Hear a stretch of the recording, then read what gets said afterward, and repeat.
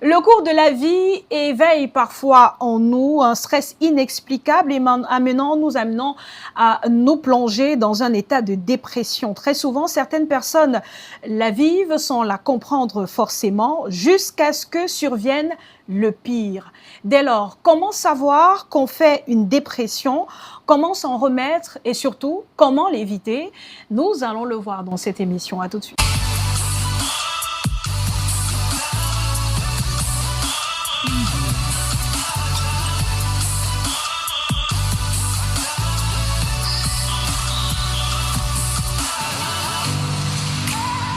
Dépression, agir avant le pire, c'est le thème de ce numéro de Femmes au contrôle. Bonjour à tous et merci d'être avec nous pour cette nouvelle émission.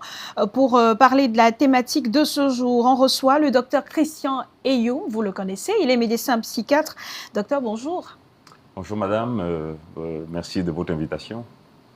Félix Mbetbo, écrivain, auteur du livre Dépression à l'africaine entre maladie et malédiction, est également avec nous. Bonjour Félix. Bonjour Claude, merci pour l'invitation. Merci à vous deux d'être sur le plateau.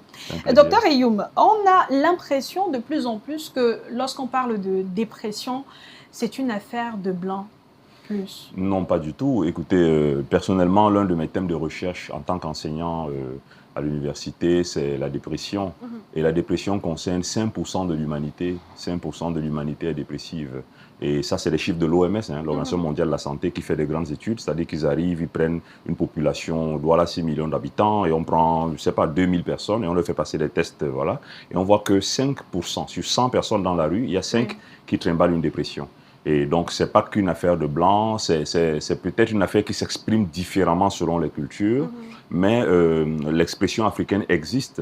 Et c'est d'ailleurs pour ça qu'on a des conséquences comme le suicide qui vient derrière, des conséquences comme des abandons de foyer, des conséquences comme des décès précoces ou des maladies qu'on peut éviter, d'autres maladies qu'on peut éviter, mais qui ont pour racine la dépression. Donc c'est une affaire de toute l'humanité. Et vous avez d'ailleurs fait des recherches à propos, Félix Mbetbo, dans le cadre de la préparation de cet ouvrage.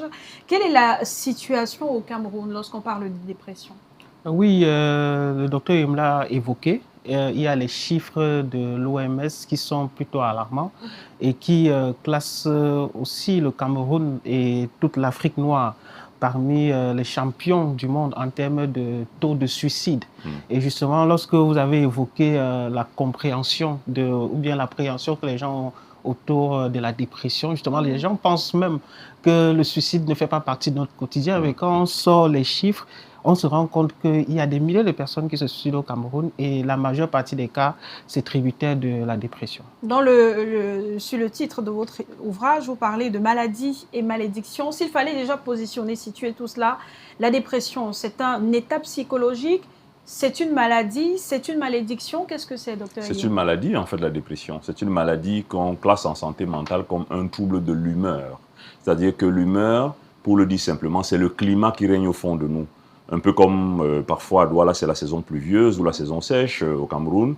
Donc, l'humeur, c'est donc cette disposition émotionnelle qu'on a, cette disposition psychique qui est aussi entre le bonheur et la douleur.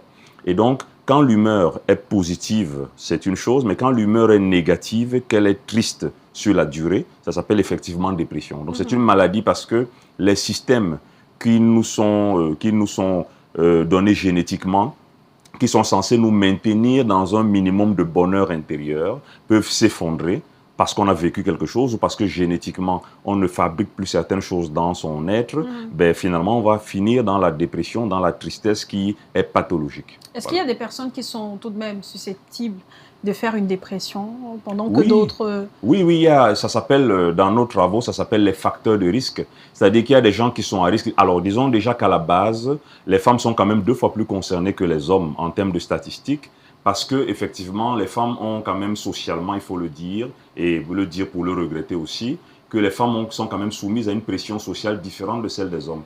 Elles ont souvent des désavantages sociaux en termes de pouvoir d'achat et autres choses qui vont les prédisposer plus facilement.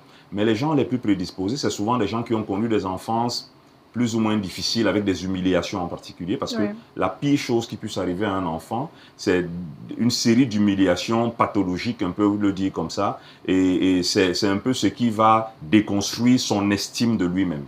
Mais l'autre chose aussi, c'est qu'il y a des familles qui sont connues comme, je vais dire, plutôt prédisposées parce que on voit que quand une dépression arrive chez un sujet, en regardant autour de lui, en élargissant un peu autour de lui, ses frères, ses sœurs, ses cousins, ben, il y a plus de risques d'avoir une dépression dans ces groupes-là que dans d'autres groupes. Donc, il y a certaines personnes qui, effectivement, ont une augmentation de risque de pouvoir faire une dépression. On a vu des personnes autour de nous, qu'il s'agisse des célébrités ou des anonymes, faire une dépression sans forcément pouvoir poser des mots dessus.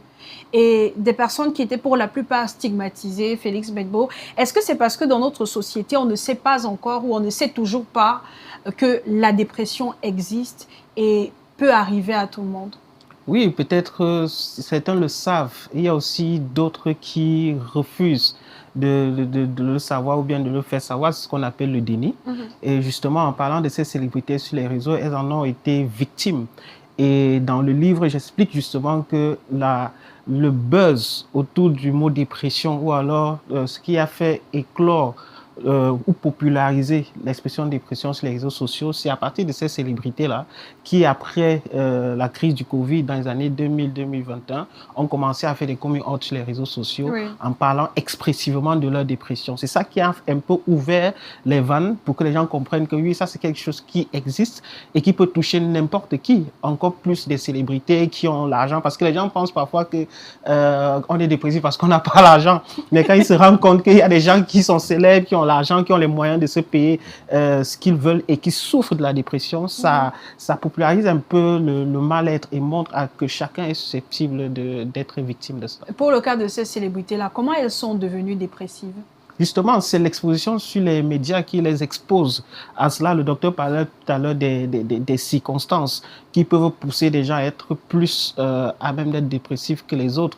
Les célébrités sont très exposées. Votre vie est exposée sur les réseaux sociaux, donc vous êtes ouvert à toutes les insultes, toutes les remarques de vos fans ou alors de vos abonnés.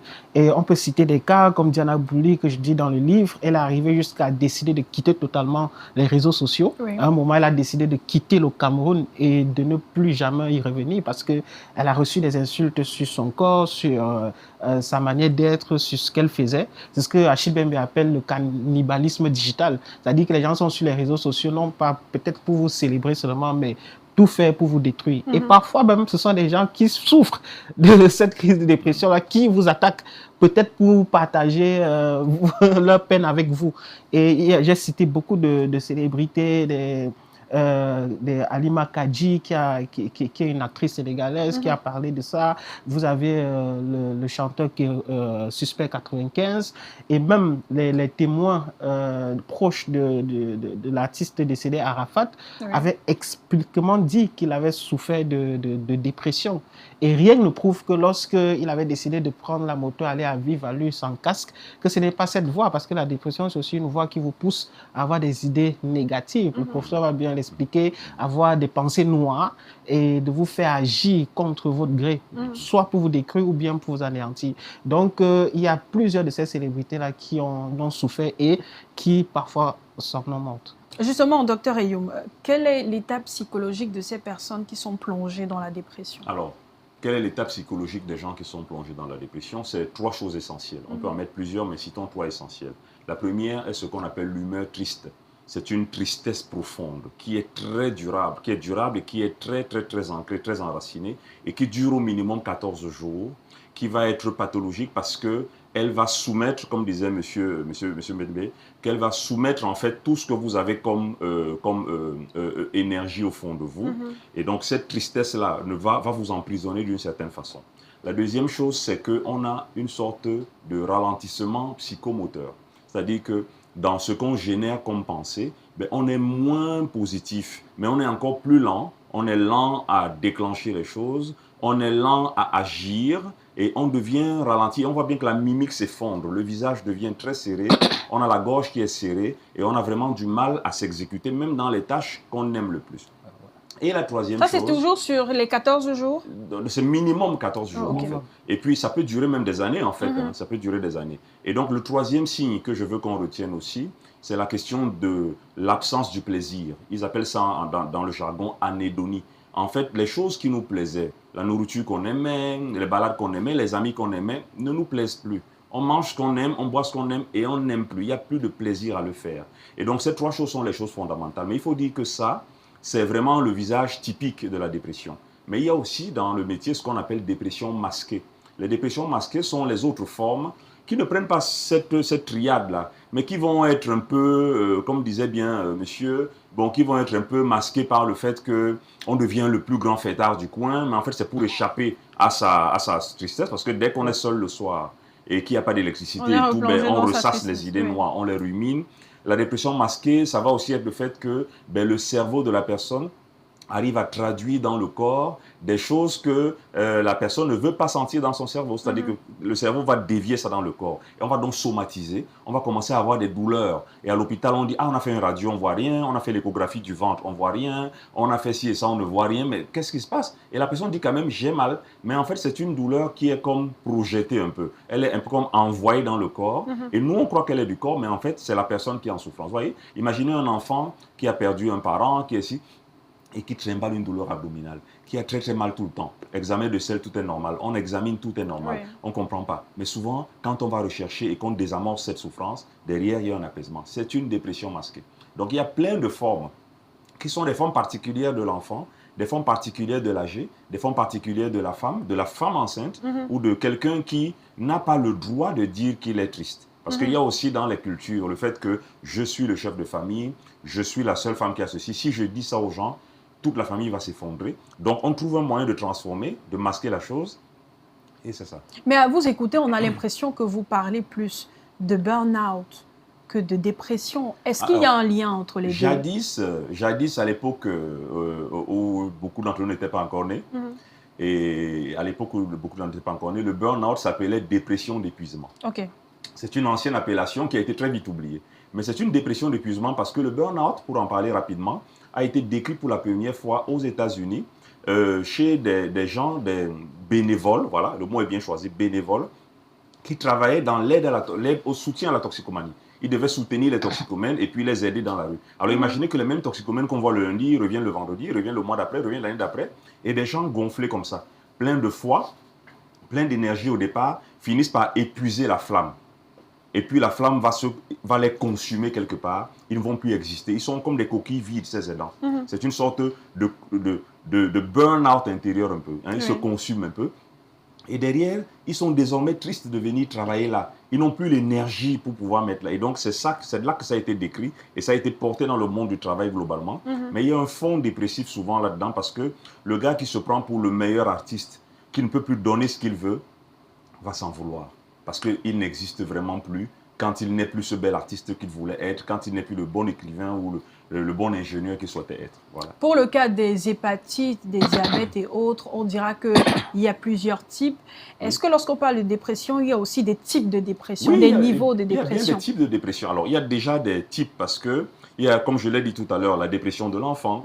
Et l'enfant n'ayant pas tous ces systèmes matures déjà, ne va pas exprimer certaines choses qu'on voit chez l'adulte. Oui. Par exemple, l'adulte a les mots pour dire « je me sens ci et ça, j'ai ceci, cela ». Un enfant de 6 ans n'a pas le bagage grammatical. Il n'a pas, même en patois, il n'a pas tous les mots nécessaires pour vous dire précisément son ressenti. Donc, il y a des choses qu'il ne peut pas dire, mais qu'il va vivre. Et donc, on ne va pas rechercher les mêmes signes chez l'adulte comme chez l'enfant. Donc, il y a des dépressions de l'enfant et la dépression de l'adolescent. Dieu sait que l'adolescent, c'est quelqu'un qui n'est ni enfant ni adulte, qui est dans une sorte de transition avec une déconstruction. Et qui veut s'affirmer. Voilà. Et donc, il y a aussi les émotions qui se volent comme ça. La colère ici, la tristesse là, et ainsi de suite. Donc, il y a des dépressions typiques de l'adolescence qui peut faire qu'on a le gars qui décide de ne plus manger à la maison, qui se teinte les cheveux, qui se tatoue tout le temps, qui change ci et ça, qui clash avec ses parents tout le temps. Peut-être que c'est une dépression. Il faut aller bien voir au fond. Ce n'est pas une crise d'adolescence. Ça peut être une crise d'adolescence, mais qui prend une forme dépressive.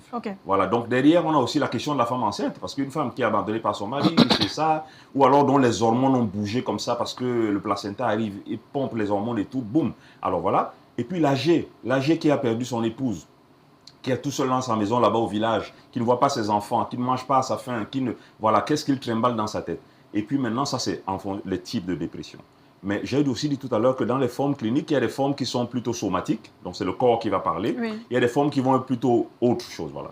Maintenant, vous avez parlé aussi des niveaux de dépression. Donc, on peut en avoir de légères, de modérées ou de sévères.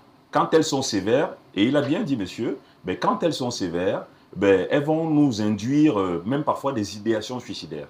Les idéations suicidaires, c'est qu'à un moment, on cherche la solution autour de soi et on se dit, il faut que j'arrête de vivre ma souffrance. Ouais, je mets bien un décalage, Personne ne veut mourir en fait. Mais en fait, à un moment donné, la souffrance est tellement intense qu'on cherche une porte de sortie. Oui. Et on finit par se dire, aïe, il faut que j'arrête de vivre ma souffrance. Donc, c'est à ça que mène une dépression sévère. Et même déjà, quand elle est modérée, les idéations suicidaires se mettent à arriver. Elles font des allers-retours, mais elles sont encore légères. Mais dès qu'on a une dépression sévère, elles arrivent et elles s'installent et elles font le gros du tableau. Et c'est très dérangeant pour eux. Voilà, il faut que ce soit pris en charge. Est-ce qu'il est facile de reconnaître une personne qui fait une dépression en dehors des réseaux sociaux? Vous avez pris, et vous prenez d'ailleurs dans le livre l'exemple de ces célébrités-là qui ont fait des dépressions et qui ont été négligées, entre autres. Mais est-ce que de manière normale, naturelle, lorsqu'on a un proche, on peut savoir si oui ou non il fait une dépression? Ça dépend. Et je reprends ce que le docteur a dit. Il y a deux choses pour reconnaître une dépression. Ça peut être par l'observation, si vous êtes un peu attentif. Mais pour déclarer que quelqu'un souffre de dépression, il faut que la personne passe en consultation et qu'on définisse clairement que la personne en souffre, oui ou non. Le problème dans notre société, c'est effectivement ça, c'est que nous ne sommes pas attentifs les uns vis-à-vis des autres. Et justement, la vieille valeur refuge africaine qui est de la solidarité dont on se vantait depuis longtemps est en train de s'effriter et les gens ne s'occupent plus que ce soit de leurs frères et de leurs sœurs. Je connais une amie qui me dit avoir souffert de dépression dans la même maison que son frère pendant 3 années. Il n'était pas au courant du tout. Et justement, tu as les mutations sur le corps, sur le physique qui font en sorte que tu continues de souffrir et d'en souffrir. Et c'est ça qui fait que la dépression... Et souvent même, on te félicite d'avoir perdu du poids. Pourtant, tu déprimes. Et c'est ça. Et c'est ça qui fait en sorte que j'ai parlé de la maladie, de la malédiction. Parce que parfois, le docteur a dit, quand tu souffres de dépression, tu as des choses qui poussent le corps à souffrir. On va faire des radios, on ne trouve rien. Si vous êtes susceptible et que vous fréquentez parfois, que ce soit des églises, des bars, vous allez y aller en pensant qu'on est allé dans tous les hôpitaux, on n'a rien vu. Pourtant, je souffre du dos. Et il a aussi parlé du ralentissement des activités, des choses que vous aimiez faire. Si vous êtes artiste, vous ne voulez plus aller au studio, vous ne voulez plus aller en concert. Et c'est votre carrière qui en souffre. Vous n'êtes plus sur le toit du monde, vous n'êtes plus visible. Vous ne faites plus ce qui vous plaît et vous redressez. Et vous allez avoir l'impression que le ciel vous tombe sur la tête, vous êtes maudit, etc. Oui. C'est ça qui fait que la dépression est très maligne. Et ce n'est pas comme le VIH ou l'hépatite que vous avez dit où on peut aller au microscope, savoir que vous avez un virus dans le corps. La dépression, c'est ça. Parfois, elle est cachée, elle est justement maquillée parce qu'on est dans cette société qui veut ça. Tu es le chef de famille, il ne faut pas que tu dises que tu en souffres, tu es l'homme. On dit que l'homme ne souffre pas de dépression, les hommes se cachent pour pleurer. Mais parfois, en se cachant, on meurt aussi. Donc, c'est ça. Reconnaître, moi, j'ai appris justement en écrivant ce livre à être attentif à ce type de personnes. Et c'est ça qui a fait en sorte que je puisse recevoir plusieurs témoignages. Parce que quand je connais une personne et je vois des changements de comportement chez la personne, ou bien nous travaillons ensemble, nous devons avoir fait un projet et la personne doit réaliser sa part dans le projet, mais tu sens comment la personne ralentit, la personne te renvoie à demain, la personne n'est pas à jour dans ses travaux. Tu te poses ces questions. Est-ce que la personne n'a plus d'appétit, la personne dort tard? Tu as 2 heures, tu te lèves pour travailler, mais la personne, elle a couché sur ton téléphone, tu te demandes, mais pourquoi tu ne dors pas? C'est aussi ça, il faut remarquer, il y a la perte de sommeil, la perte d'appétit, justement la perte des activités qui nous plaisent. C'est ça qui peut nous pousser à remarquer qu'un de nos proches souffre vraiment. Mais avec tous ces signes, comment comprendre que les personnes soient dépressives? Est-ce que c'est à cause des problèmes? Et si ce sont des problèmes, ce sont des problèmes de quelle nature? Les stars font des dépressions parce qu'elles sont attaquées sur les réseaux. Elles, pour la plupart, se sont inventées des vies et veulent maintenir leur statut. Mais nous, des personnes lambda qui sommes derrière les caméras, qui n'avons pas de pression sociale à subir, pourquoi est-ce qu'on ferait une dépression? Non, pour les stars, c'est juste les réseaux sociaux qui amplifient. Sinon, la dépression est commune à tout être humain. Oui. Vous le savez, j'ai parlé de Halima Kadji, par exemple, qui est une grande star du cinéma, qui a parlé de sa dépression sur les réseaux. Mais sa dépression, comme le docteur l'a dit tout à l'heure, revient depuis son enfance. Elle ne savait pas lire à l'école, on la fouettait, on lui disait qu'elle est nulle, oui. elle recevait des voix de fait, des insultes, tout cela dégradant. Et plus tard, elle peut devenir ce qu'elle est, riche, célèbre et tout. Il y a parfois un souvenir. C'est toujours le problème du souvenir. Vous restez là, vous êtes en joie, mais un souvenir revient. Vous vous rappelez de ce qu'on vous disait à l'époque, oui, vous n'êtes pas capable, vous ne pouvez rien faire. Et c'est ça qui peut vous replonger, en fait, dans cette situation. Et justement, nous tous, nous sommes exposés à cela. Il n'y a pas de personne lambda ou bien de célébrité. Nous tous, nous sommes exposés à la dépression. Docteur Ayoub, j'ai des problèmes d'argent, je n'arrive pas à payer mon loyer, les enfants ne vont pas à l'école, voici la rentrée scolaire, ainsi de suite. Est-ce qu'en ayant tous ces problèmes, je peux faire une dépression? Oui, et pas que pour ça. Pas que pour ça d'ailleurs. On peut faire une dépression même quand il n'y a aucun problème. Ouais. Parce que, comme on l'a dit, l'être humain est bio-psycho-social.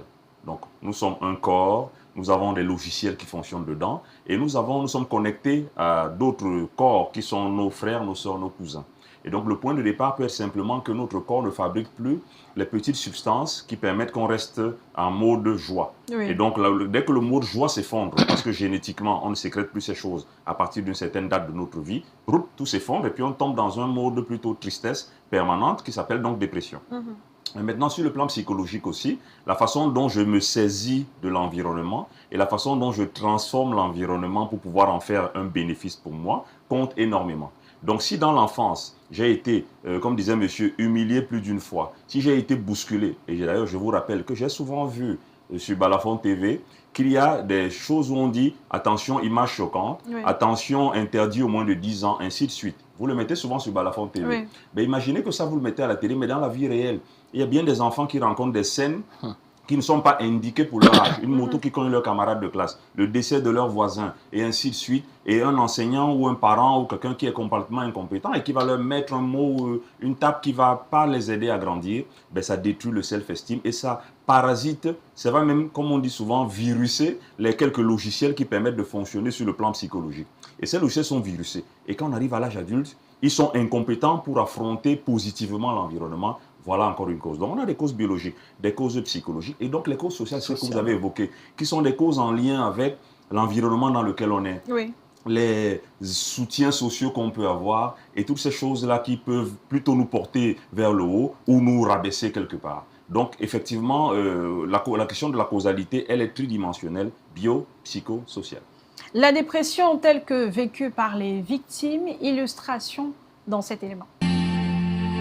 C'est ça, va-t'en. Fais comme si j'étais pas là, comme d'habitude. Va ramper auprès de ta femme qui est même plus de ce monde et de ton bon à rien de fils.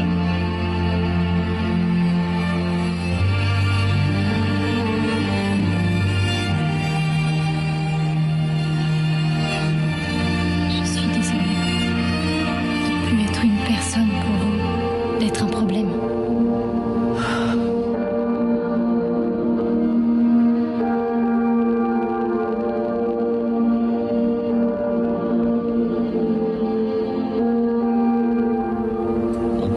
Du temps, c'est plus qu'une interminable journée. Les heures s'écoulent lentement et d'un coup une semaine a passé. Et ça fout tout le monde en l'air. L'attente, l'incertitude, ou la certitude plutôt.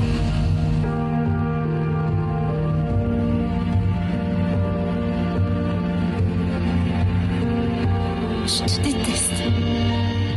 Tu peux pas savoir comme je te déteste. Non, c'est faux. Je devrais te détester. Reprendre la parole. Il est dit par les spécialistes que la dépression touche le corps, mais ne touche pas seulement l'esprit, mais le corps. Comment ça s'explique, docteur Ayoub? Alors, la dépression ne touche pas seulement l'esprit mais le corps, parce que la dépression est d'abord quelque chose qui commence par le psychique, donc c'est l'esprit si on veut, mais après le psychique et le corps sont complètement connectés, comme dans un téléphone. Le fait que vous ayez une application qui peut faire vibrer le téléphone montre que les applications ont beau ne pas être visibles physiquement, mais elles ont un effet sur le corps. Et ça, dans le corps humain, écoutez, il y a à la base, quand on est encore de petits embryons dans le ventre de nos mamans, dans l'utérus de nos mamans, ben, il y a un feuillet qui s'appelle le neuroderme. Ce feuillet-là va se transformer, il va faire comme une sorte de gouttière, comme un petit tuyau qui va devenir le cerveau et la moelle épinière. Et puis le reste du feuillet va créer l'emballage qui va s'appeler la peau. Et donc la peau devient comme une sorte de tactile, hein, un peu comme sur le téléphone, qui fait que ben, quand on veut envoyer une information à l'intérieur du corps de se détendre, on peut faire par exemple du massage ou des choses comme ça. Ben, le processus inverse, c'est possible aussi. Oui.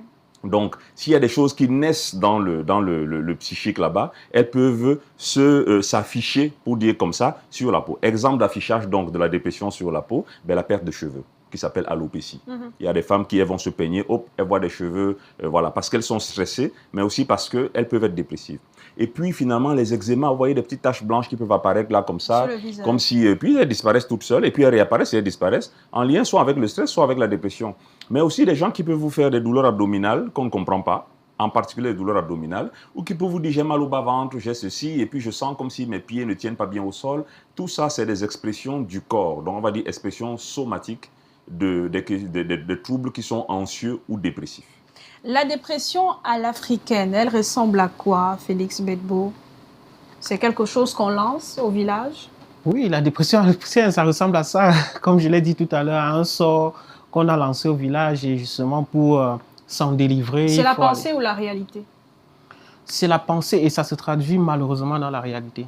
Parce que les gens souffrent de dépression et on l'a dit ici au courant de l'émission, ils ont des manifestations de cela sur leur corps et dans leur propre vie. Et comme ils ne comprennent pas ce qui leur arrive, il faut que soit ils partent chez l'homme de Dieu ou bien alors chez le praticien pour essayer d'épurer le mauvais sort qui les poursuit, quoi. Le livre considère la dépression comme une pandémie. Pourquoi une pandémie? Pourquoi à ce niveau? Oui, parce que quand vous voyez les chiffres, je l'ai dit tout à l'heure, du taux de suicide au Cameroun, c'est quand même alarmant. C'est-à-dire qu'on les additionne sur une année, on peut avoir 5000 personnes qui se suicident et la majorité de ces gens-là ont souffert véritablement de dépression. C'est soit la perte d'un emploi, c'est soit l'échec à un examen, c'est soit les problèmes dans le foyer, c'est soit le conjoint ou la conjointe qui l'a trompé et même des dépressions postpartum après l'accouchement. Beaucoup de gens souffrent de cela et il y en a même qui ont été, je veux dire quoi, assommés par les dettes et qui ne pouvaient rien faire, qui se sont suicidés. Je prends seulement ce cas-là. Et quand vous voyez le nombre de personnes, c'est-à-dire plus de 5000 qui meurent à cause du suicide, parce que ces personnes sont suicidées au Cameroun, et pourtant d'autres maladies autour desquelles on fait beaucoup de tapage, beaucoup de mobilisation qui ne causent même pas. Je ne veux pas dire qu'un mort de trop, c'est déjà trop, mais je veux dire, il faut comprendre pourquoi le système qu'il y a derrière. Peut-être que le système en place n'a pas un intérêt à parler de la dépression ou bien à se mobiliser contre elle, parce que justement, je l'ai dit sur un plateau dernièrement, une société dépressive est un avantage pour un système en place. Tout le monde doit devenir fou. pour que les autres profitent à fond de la situation. On va prendre quelques réactions de nos internautes qui nous donnent leurs avis par rapport à la dépression. Le premier commentaire est celui de Mac Shun. Il dit « Avec la société actuelle, les jeunes seront encore plus nombreux à tomber dans la tristesse, la dépression, etc. pour rien parce que tout ça fait marcher le système. » Et c'est justement ce que Félix Bedbo disait tout à l'heure. Dounafa nous a écrit, il dit pour lui, la dépression est un moment qui rappelle la tristesse et le deuil et amène à la mélancolie. C'est surtout la dépression des êtres chers, la séparation plutôt des êtres chers, plus que la mort qui chagrine, mais on en souffre moins quand on a pour eux une place au cœur qui reste animée de bons souvenirs. Ici, il parle de la dépression liée à la perte d'un proche. Comment savoir qu'on fait une dépression liée au départ brusque d'un proche? Est-ce que c'est lorsque la tristesse ou le souvenir ne nous quitte pas? Effectivement, c'est ça. C'est ça, parce que le deuil normal existe en fait. Le deuil normal, c'est le travail de désinvestissement de la personne que nous aimions. La personne était là et on l'aimait, donc elle était une part de notre vie. Ben, cette personne s'en va. Maintenant, le travail de désinvestissement va passer par des stades. Le tout premier stade, c'est le stade de déni, de dire d'abord non, c'est pas possible. Non, il n'est pas mort, c'est pas possible. Ça peut durer quelques heures, quelques jours, même parfois quelques mois, et ça, c'est pas bon quand ça dure quelques mois. Et ensuite, après le c'est pas possible, il y aura la grande tristesse. La grande tristesse qui va se suivre par une sorte de colère, parce que c'est comme si on va se venger contre quelque chose, ou on va se venger contre la vie, on va repartir. Et la colère est une énergie qui permet de remonter, et puis il y a une phase d'apaisement qui permet de se poser maintenant. Maintenant, tout ce processus devrait durer moins de 6 mois, 1 an. S'il dure plus de 6 mois, 1 an, il y a problème parce que la personne n'arrive pas à faire le détachement. Et donc, si le processus tristesse reste très long, c'est que là, il y a une dépression en lien avec le départ de la personne aimée. Prochain commentaire, celui de Mélanie. Quand on souffre d'une dépression, je pense que l'une des choses à faire est de s'éloigner des réseaux sociaux. Je vois une sœur qui en est sujette là et je ne pense pas que tous ses avis sur son état l'aideront. Sortir des réseaux sociaux lorsque les réseaux sociaux sont la cause de notre dépression, est-ce que c'est une solution? La cause, ça dépend du type d'activité que vous avez sur les réseaux sociaux, mais les études ont démontré que les réseaux sociaux accentuent ou accélèrent la dépression. Et justement, ils ont fait des études de la dépression avant et après la période Covid. Et après la période Covid, il y a eu des réseaux sociaux qui ont vu le jour, ou alors qui sont arrivés au top des utilisations comme TikTok. Et ils ont fait des études là-dessus, ils ont démontré que ça accentuait en fait le taux de dépression des utilisateurs. C'est ça qui fait que si vous êtes sur les réseaux sociaux et que vous avez une activité qui vous expose aux commentaires et qui peuvent être négatifs, c'est-à-dire peuvent vous affecter et diminuer ce que le professeur a dit tout à l'heure, la confiance en soi, et ce qui est très difficile et ce que les réseaux sociaux n'aident pas à faire. Parce que sur les réseaux sociaux, il faut avoir du filtre, c'est le règne du filtre, de l'invention d'une vie qu'on n'en a pas, ce que les jeunes appellent maintenant le proving, le debunking, etc. C'est ça qui fait en sorte que les réseaux sociaux vous poussent à être une personne qu'en réalité vous n'êtes pas. Et si vous manquez totalement de confiance en vous, c'est fort probable que ça vous pousse à tomber dans la dépression. Ice nous a laissé un message. Quand vous savez, quand vous êtes dépassé, c'est-à-dire injustice plus difficulté énorme, vous avez besoin de croire, de vous accrocher à quelqu'un ou à quelque chose de fort. C'est pour ça que les pauvres sont les plus croyants. Ils le font pour ne pas perdre espoir, rempart à la dépression. Les riches, ils ne sont pas heureux. J'ai l'impression que pour la plupart, ils sont en dépression. Est-ce que la dépression du riche est similaire à celle du pauvre? Même si vous avez déjà répondu à la question. Parce que dans les commentaires, ça revient. Le riche ne fait pas la dépression comme le pauvre. Est-ce qu'il y a une différence entre les deux types de dépression, comme il y a cette différence de classe sociale, Dr. Eyou? Il n'y a pas de différence. Voilà. Et une fois sur les commentaires, surtout sur les réseaux, Internet, on dit que c'est mieux de pleurer à Dubaï que de pleurer à Commando. C'est dommage, c'est dommage. Et un autre commentaire, il y a quelqu'un qui allait consulter son psychologue. Il lui dit qu'il a fait la dépression. Oui. Et là, il lui dit que la séance, c'est 70 000. Il dit au psychologue que si elle est 70 000, tu penses que... Voilà. Ce qui est dommage, c'est horrible, mais c'est ce que les gens pensent vraiment. Et c'est pas juste. Dans nos rues, on voit beaucoup de déficients mentaux. Oui. Est-ce que pour la plupart, ils subissent la conséquence d'une dépression négligée? Alors, disons que le mot dépression est parfois élargi à toutes les pathologies de santé mentale. La dépression, c'est juste une part des pathologies. Et puis, la plupart des patients que nous voyons qui sont ce qu'on appelle les PAME, alors c'est comme ça qu'il faut les appeler PAME, P-A-2-M-E, personnes atteintes de maladies mentales et errantes. Donc, ces gens-là, souvent, souffrent d'une maladie particulière qui s'appelle la schizophrénie. C'est des gens qui entendent des voix qui les chassent de la maison, qui leur disent qu'on va les tuer. Ils vont là-dedans et puis, bon, finalement, ils peuvent se retrouver à camper à côté d'une situation, d'un immeuble, ou à camper au rez-de-chaussée d'un immeuble et tout ça là. Et voilà, donc c'est des choses de ce genre-là qu'on peut voir. Mais ce n'est pas forcément la dépression. Mais ça arrive, hein, souvent chez les ados en fugue. Il faut le savoir, surtout les adolescents en fugue, qui veulent partir de là parce que ils sont un peu mal et ils veulent partir de la maison. Maman les énerve, papa les énerve, ils veulent partir. Et ils vont, et puis à force d'aller et venir sans avoir de destination, ils finissent par passer par un moment de transition qui est l'errance. Parce qu'il y a la fugue, partir de la maison, il y a la déambulation entre deux points, mais il y a l'errance effectivement. Mais ce qu'on voit dans la rue très souvent, c'est des patients qui souffrent de schizophrénie. Comment donc sortir de la dépression, docteur Rio? Alors, il faut déjà faire l'effort de ne pas y entrer. Oui, Il vaut mieux déjà faire l'effort de ne pas y entrer. Et j'ai bien aimé le titre « Agir avant le pire ». Donc, l'idéal, c'est de ne pas y entrer. Et ne pas y entrer, c'est s'organiser pour qu'on rencontre le moins de difficultés possibles par rapport à ses vulnérabilités. Donc, de travailler un peu sur son environnement, sur son mindset, sur comment on voit les choses dans la vie. Parce que si je vois les choses en les transformant, dès qu'elles traversent le fil de ma pensée, elles sont déjà négatives, ben je me prédispose à pas mal de choses. Maintenant, pour nos enfants, l'idée est de travailler pour que les enfants aient un bon self-esteem, une bonne confiance en soi, parce que dans la vie ne se fera pas de cadeaux aux gens, en fait. La vie ne fait de cadeaux à personne, même pas aux riches. Elle fait de cadeaux à personne, parce que le riche, là, la plupart des cas, il n'a pas de vrais amis. Oui. Lui aussi, on ne lui fait pas de cadeau. Le riche ou la star ne va plus aller manger au beignettaria comme tout le monde. Pourtant, il aime bien le beignettaria. Donc, il y a toujours une prison quelque part. La prison de la difficulté, de la pauvreté ou de la richesse, c'est des prisons quand même. Donc, c'est ça. Mais maintenant, après, quand on a une dépression, l'idée maintenant, c'est de pouvoir demander de l'aide. Il ne faut pas avoir honte de demander de l'aide. Et je n'ai pas demandé qu'on vienne essentiellement voir le psychiatre ou le psychologue. L'aide commence par la personne de confiance qu'on a autour de soi. Ça peut être la cousine, le frère, pourquoi pas, le grand frère qui a déjà traversé cette situation-là, ou la grande sœur qui a déjà vécu ça dans son couple aussi. Est-ce qu'elle ne peut pas m'aider, me conseiller? Ça permet peut-être de modifier mon mindset.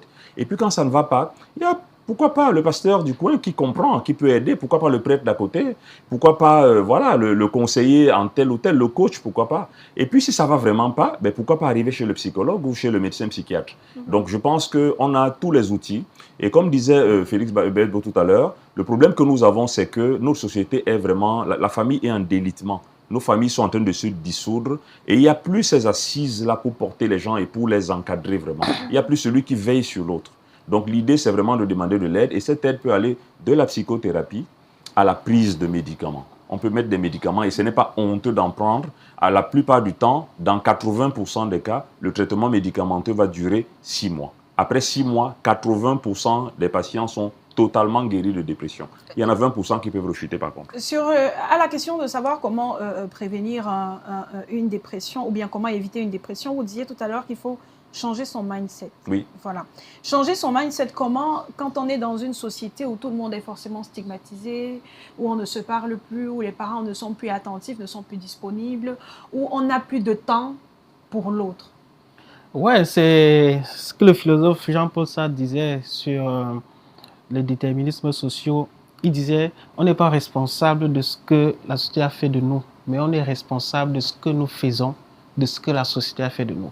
C'est-à-dire que si nous vivons dans une société qui dégrade notre estime de soi, qui ne prend pas soin de nous, qui nous laisse seuls à nous-mêmes, à un moment donné, on n'a plus de choix, on n'a plus d'excuses. On doit se prendre en main, on doit faire des choses autant que possible pour s'affirmer et pour donner le meilleur de soi-même, pour se réaliser, pour atteindre ses objectifs. Ça va être difficile, mais il faut déjà comprendre que nous sommes seuls face à nous-mêmes. Et maintenant, si nous pouvons aider les autres à se sentir mieux, à se développer, c'est aussi encourageant parce que l'une des manières aussi de se protéger, c'est aider les autres. Mais pour aider les autres, il faut déjà aussi s'aider, se retrouver. Tu ne peux pas demander à quelqu'un de se trouver si toi-même tu es encore perdu, quoi. Donc, il faut faire ce travail sur soi. Et une fois même dans le livre, je le disais, quand j'écrivais le livre, j'ai fait un sondage auprès de certaines personnes. Est-ce que vous regardez le matin dans le miroir et vous vous dites des paroles positives? Il y a 8 personnes sur 10 qui disent que non. Quand on se regarde le miroir, c'est juste pour faire un make-up ou bien se brosser les dents et partir. Se regarder le miroir, c'est dire oui, je suis beau, je suis fort, je suis belle, je peux le faire. Aujourd'hui, je sors de la maison, je vais réaliser des bonnes choses. Rares sont les personnes qui font ça. Et on a toujours besoin que ce soit les autres qui nous valident, que ce soit les autres qui nous disent que nous sommes forts et que nous pouvons le faire. Et quand ça n'arrive pas, on en souffre. C'est pour ça qu'il faut vraiment qu'on puisse travailler sur le self-esteem, l'estime de soi qui est très important. On a pu sortir de la dépression, mais on a peur d'y replonger. Comment gérer l'après-dépression? Ben, l'après-dépression, justement, se gère comme l'avant-dépression. La prévention, toujours, c'est la prévention de la rechute. D'ailleurs, il faut capitaliser l'expérience qu'on a eue de ce qui nous a fait entrer dans la dépression. Mais on a Donc, toujours ces séquelles-là. oui, on a forcément quelques séquelles au fond. C'est très rare d'avoir des gens qui n'ont pas au minimum gardé des images négatives du vécu. Ouais. C'est-à-dire qu'on peut ne plus avoir de dépression du tout. On a dit tout à l'heure qu'au bout de 6 à 8 mois de traitement, 80% des gens sont totalement guéris. Donc, ils n'ont plus rien du tout quand on fait la grille. Mais derrière, ils gardent quand même une image négative d'eux. Quand ils pleuraient souvent devant les gens, quand ils étaient très mal, il ne faut pas avoir honte de ce par quoi on est passé, mais il faut travailler à la prévention, comme on le disait tout à l'heure, en termes de à quoi je m'expose, comment je m'expose. Et il y a une chose que j'aime, un petit mot que j'aime souvent, l'hygiène mentale. L'hygiène mentale aussi, c'est de ne pas consommer n'importe quoi.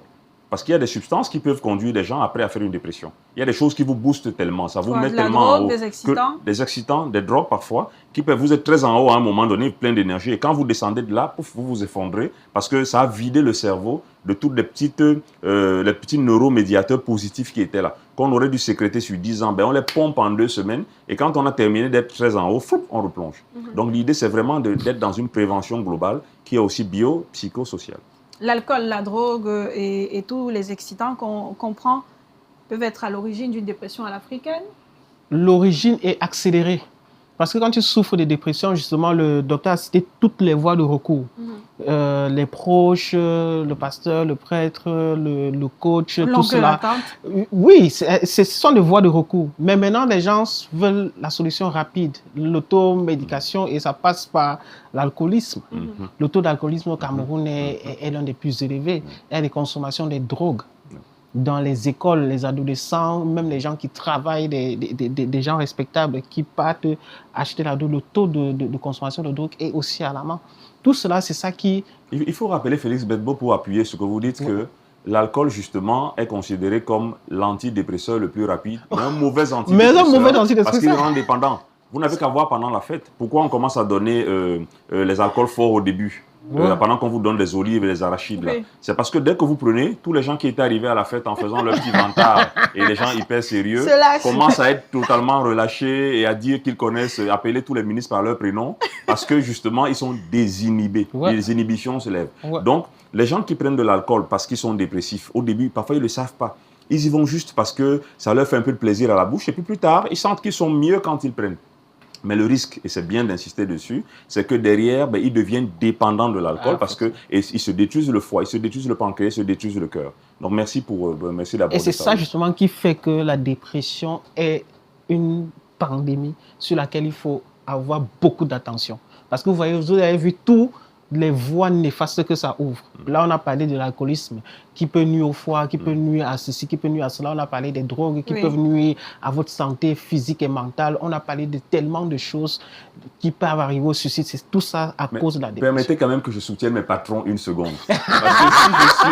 Parce que si je suis quand même médecin ici et que j'ai pu faire des études, c'est parce que je vais vous le dire clairement, l'État du Cameroun m'a payé des études à l'extérieur de ce pays par une bourse que j'ai pu avoir à l'époque où je partais à l'étranger là. Et puis l'État du Cameroun me paye encore. Il y a quelques trucs qui sont quand même faits contre la dépression et contre beaucoup de pathologies mentales. J'avoue, et je voudrais le dire, que ce n'est pas encore assez. Et il faut, merci de nous de faire dire qu'il faut qu'on appuie davantage. Et merci pour ce type d'émission, pour ça. Mais il y a des petites choses qui sont faites. Et parlant des personnes atteintes de maladies mentales et errantes, vous allez bientôt voir apparaître à Douala un petit programme qui est porté par une institution de la ville qui va se présenter elle-même au moment venu. Et vous verrez qu'il y a des petites choses qui sont quand même faites. Il y a des psychiatres formés dans la ville de Yaoundé maintenant. Il y a des services qui tournent un peu dans la ville et tout. Donc, c'était pour faire un clin d'œil à mes patrons et dire nous en voulons encore parce que l'arrière-pays a encore quelques difficultés. Et même à Douala, 6 millions d'habitants, on doit booster davantage les choses. Et merci pour ce qu'ils font déjà, mais je pense qu'il faut piquer un peu encore. En tout cas, voici une chose qui est faite pour prévenir la dépression. Ce livre, Dépression à l'africaine entre maladie et malédiction, paru aux éditions du Muntu. On le retrouve où? Ah oui, sur les réseaux sociaux des éditions du Muntu, de Félix Bedbo qui est l'auteur, et bientôt dans toutes les librairies au Cameroun. Et pour ceux qui sont à l'extérieur, sur Amazon, vous pouvez commander et on vous livre sous 72 heures. Voilà. Docteur Eyung, je vous ai vu très intrigué après avoir vu ce livre. Oui. Vous ne l'avez pas encore lu, vous l'avez peut-être parcouru, mais qu'est-ce qu'il vous inspire? Non, ce qui m'inspire, c'est déjà une appropriation, une africanisation de la problématique. Parce que j'ai bien vu dépression à l'africaine. Oui. Il aurait pu écrire un livre sur la dépression, mais c'est un livre dépression sur à l'africaine. Donc ça marque le fait que c'est quoi la particularité africaine. Et que ce soit écrit par un sociologue m'intéresse énormément parce que finalement, peut-être qu'on a la même biologie que les autres, on a le même cerveau, le même corps, mais les logiciels qui tournent dedans, qui sont souvent socioculturels, ne sont pas forcément les mêmes. Donc moi, je suis très intrigué de pouvoir voir un peu les particularités qu'il va dégager. Et j'ai aimé tout à l'heure quand il citait quelques stars et tout, des gens que je connais qui sont très africains, ça m'a énormément marqué, quoi. Donc, En tout cas, si vous voulez également être marqué, n'hésitez pas à vous procurer ce livre de l'auteur Félix Bedbo. Merci Félix. Merci. Merci également au docteur Eyoum Merci à d'être vous. passé sur Merci. le plateau. Merci à vous, chers téléspectateurs, d'avoir regardé ce numéro de Femmes au contrôle. On parlait de dépression et on espère vous avoir édifié sur la thématique de ce jour. À très vite sur Balafon Télévision.